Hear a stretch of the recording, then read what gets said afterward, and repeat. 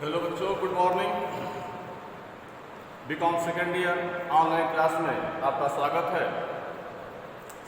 हम लोग मोटिवेशन के थियरी पढ़ रहे थे। जिस मोटिवेशन थियरी में हमने आपको सबसे पहले अब्राहम मैस्लो का सिद्धांत, हर्ज़बर्ग का, मैकग्रेगर का और मैकग्रेगर का, विलियम ऑशी का, ये सारे सिद्धांत आपको बता चुके थे। आज के इस टॉपिक में हम लोग मोटिवेशन को प्रभावित करने वाले तत्व, अभिप्रेरणा को ऐसे कौन कौन से घटक हैं या ऐसे कौन कौन से फैक्टर हैं जिसको या जिसके द्वारा हम किसी भी एम्प्लॉय को, किसी भी कर्मचारी को मोटिवेट कर सकते हैं अपने फेवर में। तो प्रेरणा को प्रभावित करने वाले जो मेन दो फैक्टर हैं वह दो हैं।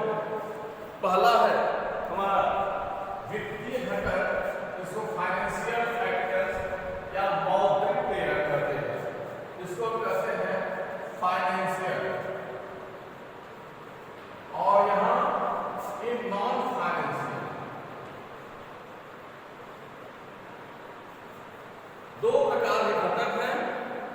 वित्तीय घटक यानी जहां पर हम उसको आर्थिक रूप से लाभ पहुंचाते हैं, जहां उसको हम पैसे देते हैं। दूसरा है नॉन फाइनेंशियल, जहां पैसे उसको नहीं देते हैं बल्कि उसको सुविधाएं देते हैं। तो फाइनेंशियल फैक्टर के अंतर्गत जिस प्रकार से कर्मचारी को मोटिवेट करेंगे उसमें सबसे पहला है वेतन। अधिक मजदूरी या वेतन, बोनस आदि काल से दीर्घकाल तक प्रभावपूर्ण रहे हैं। किसी भी इंसान को पैसे का लालच दे करके आप उससे अपना कार्य करा सकते हैं। इसी प्रकार अगर संगठन में कर्मचारी अपना काम कर रहा है लेकिन उससे और एक्स्ट्रा कार्य लेना है तो उसको मोटिवेट करना होगा। और उस मोटिवेट करने में जो पहला फैक्टर है वह है वेतन, कि अगर उसको अधिक वेतन दिया जाए तो वह कार्य करने के लिए प्रेरित हो जाता है। दूसरा फैक्टर है बोनस। बोनस भी एक प्रकार से कहीं न कहीं से आर्थिक लाभ पहुंचाता है, मगर ये हमेशा नहीं दिया जाता। एक पर्टिकुलर टाइम पर दिया जाता है कि जैसे किसी खास फेस्टिवल से, दिवाली पर या ईद पर या दशहरा पर कर्मचारियों को कुछ एक्स्ट्रा बोनस दिया जाएगा और वो बोनस फाइनेंशियल हो सकता है। उनको बताया जा सकता है, उनको मोटिवेट किया जा सकता है कि अगर एक्स्ट्रा उत्पादन होगा, अलग से प्रोडक्शन होगा, से हमको सेल्स ज़्यादा करेंगे, प्रॉफिट बढ़ेगा तो हम बोनस दे सकते हैं। तो बोनस हमारा अतिरिक्त लाभ है। तीसरा है पेंशन। कर्मचारियों को रिटायरमेंट के बाद एक बेनिफिट मिलती है और वो बेनिफिट होता है पेंशन का। जब एक कर्मचारी रिटायर हो जाता है, उसकी सैलरी बंद हो जाती है, तो उस कंडीशन में कंपनी द्वारा यह आश्वासन दिया जाता है कि आपको रिटायरमेंट बेनिफिट मिलेगा और वो पेंशन मिलेगा, वृद्धावस्था पेंशन मिल सकता है। लाभ, हम कर्मचारी को मोटिवेट कर रहे हैं तो लाभ का मतलब कि पार्टिसिपेशन इन प्रॉफिट, लाभ में हिस्सा। जो कंपनी को प्रॉफिट हो रहा है, जो संगठन में प्रॉफिट हो रहा है, श्रमिकों द्वारा किए कार्य जो अतिरिक्त प्रॉफिट हो रहा है, उस प्रॉफिट में श्रमिकों का भी एक फिक्स परसेंट, जैसे 10% या 5% भी लाभ में हिस्सा उनको दिया जा सकता है। जैसे कंपनी शेयर इशू करती है तो शेयर इशू करते समय वह डिविडेंड देती है। उसी तरीके से कंपनी में काम करने वाले कर्मचारियों को हम लाभ के रूप में कुछ हिस्सा अलग से दे सकते हैं कि उनको मोटिवेट किया जाए, भाई जैसे प्रॉफिट हमारा अगर 10% बढ़ता है, सेल्स 10% बढ़ता है तो प्रॉफिट बढ़ेगा, तो प्रॉफिट जितना बढ़ेगा एक्स्ट्रा उसमें हम आपको हिस्सा दे देंगे। कमीशन, कभी कभी कर्मचारी अगर काम एक्स्ट्रा करता है तो हम उसे कमीशन देते हैं।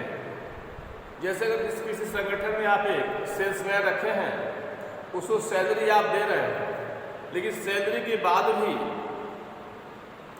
उसे कहते हैं कि अगर आप ज़्यादा सेल करोगे तो हम आपको सैलरी प्लस कमीशन 5%, 10% दे सकते हैं। जैसे मान लीजिए एक मोबाइल कंपनी निर्माता है, वो मोबाइल कंपनी मोबाइल बेचने काम कर रहा है और वो चाहता है कि मार्केट में अपनी सहभागिता अधिक से अधिक बढ़ाए। उसे जो सेल्समैन है उनको सैलरी तो दे रहा है, लेकिन साथ में भी कह रहा है कि मान लो एक माइक्रोमैक्स मोबाइल है, उसकी सैलरी पर हम आपको 10% कमीशन देंगे, तो सैलरी जो मिलेगा वो प्लस हर मोबाइल पर 10% कमीशन। मान लीजिए उसको सैलरी मिलती है 10,000, ये सैलरी बाद लेकिन प्रबंधक द्वारा उसे लालच दिया गया एक एक्स्ट्रा मोबाइल की सैलरी पर एक्स्ट्रा मोबाइल की सैलरी को 10% कमीशन मिलेगा। मान लीजिए सब प्रॉफिट 14,000 मोबाइल का है, मोबाइल का दाम 14,000 है, तो इस पर उसको अगर हम 10% कमीशन देते हैं तो ये 10,000 प्लस 1,400 ये वाला उसमें 11,400 मिलेगा। इस प्रकार से एक कर्मचारी मोटिवेट हो सकता है। दूसरा है गैर वित्तीय नॉन फाइनेंशियल घटक। इसमें सबसे पहला जो है जॉब सुरक्षा है। कर्मचारी के मन में किसी प्रकार से अपने जॉब को लेकर के असुरक्षित महसूस नहीं करना चाहिए। कर्मचारी अगर जॉब को लेकर असुरक्षित महसूस कर रहा है तो निश्चित रूप से संगठन को छोड़ना चाहेगा और इसका असर उसके फैक्टर पर उत्पादन स्तर पर बढ़ेगा। जॉब संतुष्टि, जॉब सुरक्षा और जॉब संतुष्टि एक ही सिक्के के दो पहलू हैं। एक कर्मचारी अच्छा और अधिक कार्य करने के लिए तभी प्रेरित होता है जब अपने सम्मान के अनुकूल तथा सुरुचिपूर्ण पाता है। यानी संगठन में जिस प्रकार का सम्मान होना चाहिए वह है। जॉब संतुष्टि के लिए कार्य से संबंधित दायित्वों में वृद्धि की जानी चाहिए और संबंधित व्यक्ति के पदनाम को आकर्षक एवं महत्वपूर्ण बनाया जाना चाहिए। जॉब संतुष्टि अभिप्रेरणा में एक धनात्मक शब्द है और एक व्यक्ति को अपने कार्य से संतुष्टि तभी प्राप्त होती है जब उस कार्य में उस व्यक्ति की सृजनात्मक प्रतिभा और कलात्मक प्रतिभा को उजागर कर पाता है। तीसरा पदोन्नति, प्रमोशन। हम कभी कभी कर्मचारी को प्रमोशन का भी लालच देते हैं।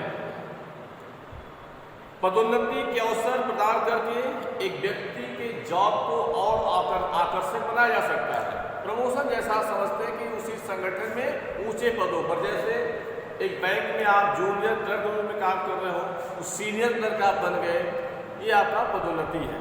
किसी प्लांट में आप काम कर रहे हो, आप सीनियर मैनेजर हो, सीनियर मैनेजर से आप डिप्टी जनरल मैनेजर बन जाते हो, डिप्टी जनरल मैनेजर से आप असिस्टेंट जनरल मैनेजर बन जाते हो। तो अधिकांश व्यक्तियों के लिए उनके जीवन निर्वाह आवश्यकताओं की पूर्ति होती है। पदोन्नति एक प्रभावशाली प्रेरक माना जाता है। चूंकि पदोन्नति के साथ सामान्यतः वेतन भी बढ़ जाता है, पद और दायित्व सभी में वृद्धि होती है। चौथा, कार्य दशाएं, वर्किंग कंडीशन। कार्य दशाएं, कार्य दशाओं में कार्य करने की अच्छी व्यवस्था, स्वच्छता, पर्यवेक्षक का सहयोगात्मक रवैया, कार्य का निष्पक्ष आवंटन आदि सम्मिलित किए जाते हैं। अच्छी कार्यदशाएं व्यक्ति को उच्च मनोबल प्रदान करती हैं और अधिकतम कार्य करने के लिए प्रेरित करती है। भाई संगठन में आप जा रहे हैं काम करने के लिए, अगर वर्किंग कंडीशन अच्छा न हो, जैसे कि अध्यापक हैं, हम बच्चों को पढ़ाने जा रहे हैं, पढ़ाने के लिए हमें प्रॉपर क्लासरूम होना चाहिए, स्टडी मैटेरियल हमारे पास उपलब्ध होना चाहिए ताकि हम अच्छे से प्रिपेयर होकर पढ़ाएँ। एक अच्छी कंडीशन मानी जाती है। और अंतिम सहभागिता। सहभागिता में विभिन्न जॉब पर कार्यरत कर्मचारी को ऐसे निर्णयों में सम्मिलित करना जो उन्हें प्रभावित कर सके, यह अभिप्रेरणा का एक उत्तम तरीका है। हम कोई मीटिंग कर रहे हैं, कोई निर्णय लेने जा रहे हैं, तो अपने जूनियर का भी पार्टिसिपेशन होना चाहिए। वैसे जॉब पर कार्य कर्मचारियों को जॉब संबंधी समस्याओं और समाधान के लिए संभावित उपायों का अच्छा ज्ञान होता है। नेक्स्ट, वेतन और पुरस्कार। यहां वेतन पुरस्कार में समानता होनी चाहिए। समानता मतलब वेतन पुरस्कार के वितरण में निष्पक्षता होनी चाहिए। निष्पक्षता मतलब जैसे अगर कुशल कर्मचारी है और एक अकुशल है, तो दोनों को थोड़ा सा अंतर होना चाहिए। जो कुशल कर्मचारी ज़्यादा काम करता है, साफ तरीके से करता है, तो दोनों में थोड़ा अंतर रखना चाहिए। अकुशल और एक बराबर नाप देंगे तो वहाँ असंतुष्टि भावना आ सकती है। इसी प्रकार अन्य पुरस्कार भी निष्पक्षता का सही आकलन करके ही दिए जाने चाहिए। क्योंकि आजकल कुछ लोग काम नहीं करते हैं, बॉस को ज़्यादा खुश करना चाहते हैं, तो बॉस को करने में वही कर पाते के अंदर कार्य करने की क्षमता नहीं होती है। तो एक व्यक्ति के बराबर कठिनाई वाला कार्य पूरा करने पर अपना वेतन पुरस्कार दूसरे व्यक्ति वेतन पुरस्कार के बराबर दृष्टिगत हो।